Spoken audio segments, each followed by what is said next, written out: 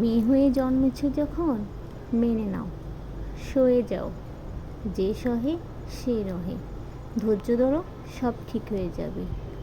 এই কথাগুলো আমরা সব মেয়ে কিন্তু কম বেশি শুনে থাকি, তাই না? হ্যালো, আসসালামু আলাইকুম। কেমন আছেন সবাই? আশা করছি সবাই ভীষণ ভালো আছেন।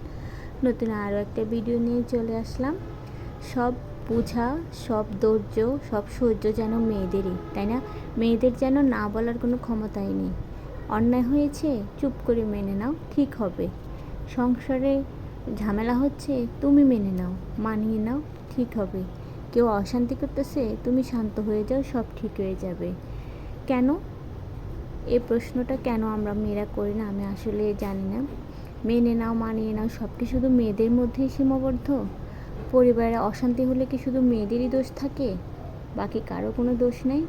এই প্রশ্নগুলো কি এই সমাজ কখনো দিতে পারবে?